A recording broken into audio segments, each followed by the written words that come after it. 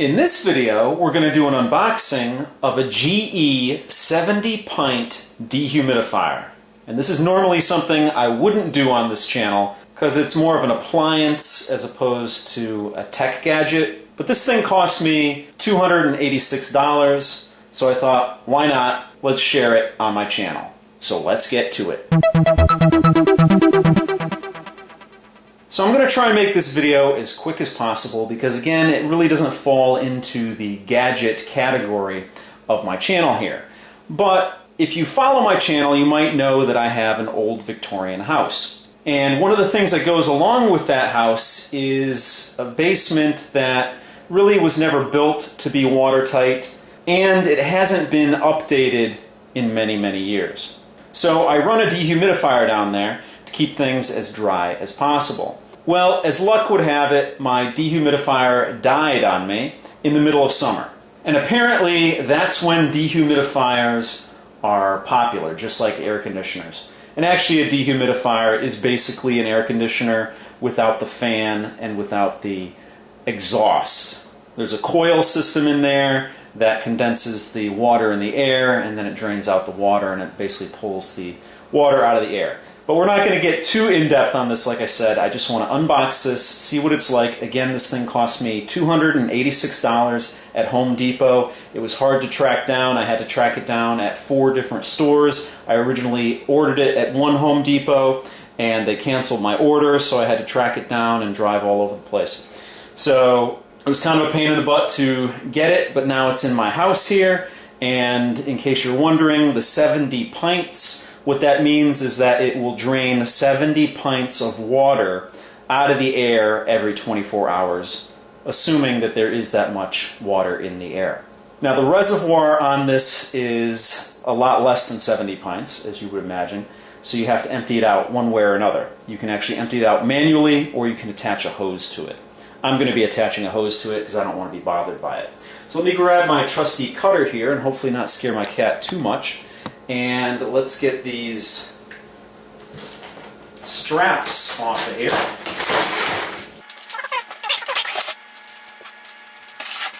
So I could definitely think of a million different things I'd want to do with $270, or $286 that is. It was actually $269, and then with tax it was $286.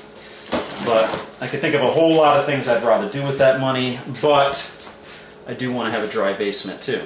So the first thing we see here in the box is a power cord, and it's taped onto the styrofoam here. So let's pull that out, get this out of the way. And this should be pretty straightforward. It's actually a lot more modern than the dehumidifier I have down there now. The dehumidifier I have in the house came with the house, and it's got to be probably 30 years old or something crazy like that. So it's fairly heavy here. Let's pull it out. And it's pretty straightforward. That's what's in the box. The dehumidifier. Of course, you have documentation here. I'll consult that if I need it. And it's actually on casters, so it rolls around, so you don't have to lift it. And let's see if you can get a good look at this thing here. Pretty plain looking. Made by GE. The reason I bought this one as opposed to all the different ones on the market was, number one, the capacity, and number two, GE came the highest rated from actual owners of the device. On the Home Depot site, it was ranked 4.5 stars out of 5 stars out of people who actually own it. So that was actually very helpful to me in choosing this actual dehumidifier. You could get some that were cheaper, you could get some that were smaller, but I had to bite the bullet and go with this one. So this is a reservoir down here, and it's actually taped in. And this is a nice looking little device. I mean, it's not fancy or anything, but it does look nice and new, and I'm going to hate to actually put it down in my gross basement, but that's what I bought it for. So this down here is the reservoir, and I apologize for those motorcycle sounds outside. I have the window open. probably should have the AC on, but I actually just got home today. So let's get all this tape off of here.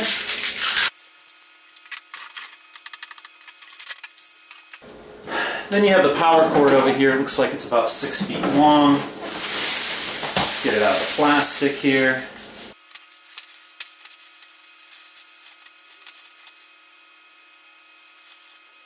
So there we go. It's probably about 6 feet, maybe 5 feet. It's going to be definitely long enough for where I'm going to put it.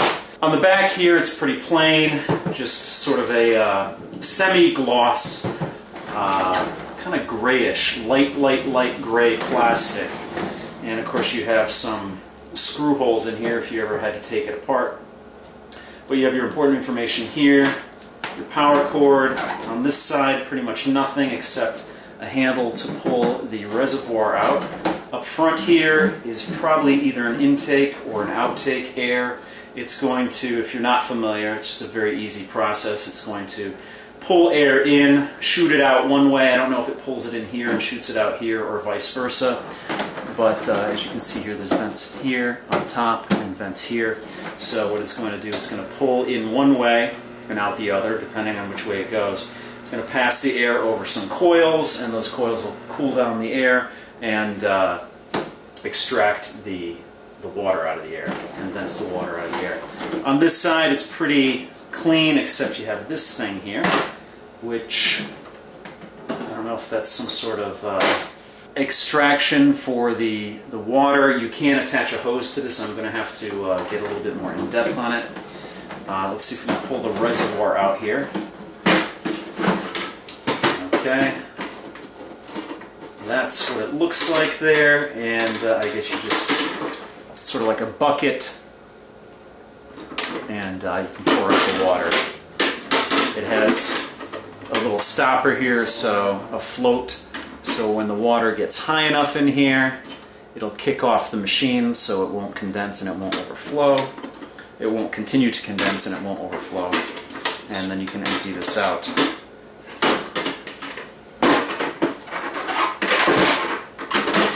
Slides in pretty easily. Okay, I just checked the instruction booklet so I could be informed while I'm telling you what's going on here with this thing. Up here you have your control panel, which is pretty obvious, which is sort of a silver color with blue accents. And the first button here is a delay off button. And that allows you to run this for either 4 hours or 2 hours, and then it will shut itself off. You can actually run it other ways, but that's just one way you can run this dehumidifier. The next selection here is fan speed. You have high, medium, and low. Obviously low would be the quietest and high would be the loudest. I'm probably going to try it at medium, but we'll see. The next selection here is humidity percentage, and that allows you to control the actual percentage of humidity in the air of wherever you're going to run this thing. So supposedly this indicator here, because there's a display here where it's dark, it will tell you two things. It'll tell you the actual relative humidity of where you actually have this thing, and it allows you to put a range in. So you could say anywhere from, let's say, I don't know, I'll probably run it from, I don't know, 30 to 50% humidity, and it will keep or attempt to keep your room at that range. The next area here, you have a couple of LEDs. You have a continuous light. That's if you just run this continuously. So again, you can use it on an hourly basis, a 2-hour or a 4-hour, and then it will shut off. You can run it at the humidity levels you want, and it will kick on and turn off whenever it needs to. Or you can just continuously run this thing.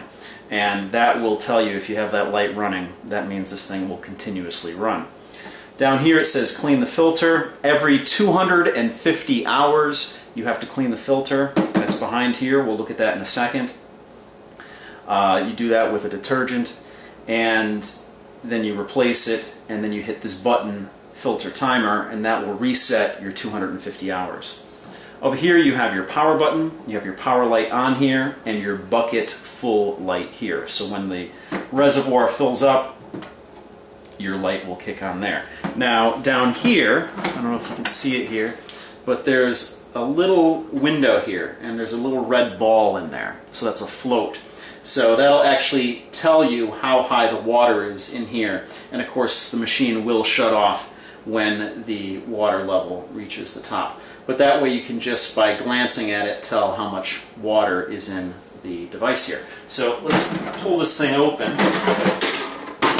And the filter is right here. I don't know if you can see it here. Yeah, I think I got it framed out. That's the filter. Looks like a regular air conditioning filter. And I don't really necessarily need it because I'm not necessarily concerned with the air quality in my basement, because the only time I go down there is to do my laundry, and it's in contained washer and dryer respectively, but I will keep this clean. But again, it looks like a regular air conditioner filter. But that's where it's located. And then you can attach, which is what I'm going to do. I'm not even going to worry about the reservoir here. I'm going to attach a garden hose to this. So let's see if I can show you here. I'll have to tip it back.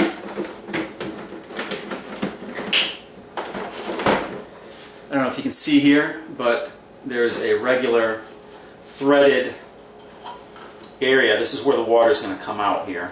So you can use a regular garden hose. This is threaded. It is plastic, so you got to be careful with that you don't break it.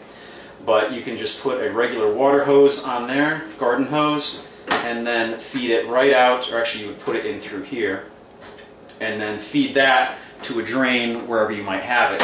In my case, I have a sump pump in my basement, so I'm just going to feed it to that, and that's basically the setup I have currently with my current dead dehumidifier that this one's replacing. So that's going to do it for this video, and again, it's a little bit of a departure for normally what this channel is all about, but I thought, again, this thing cost me a chunk of money, so why not share it with you guys? So that's going to do it for this video. If you have any questions or comments, please post them down below. If you like what you see, please subscribe. And as always, if you want to help out my channel, give me a thumbs up or favorite this video. So thanks so much for watching, and I'll see you guys next time.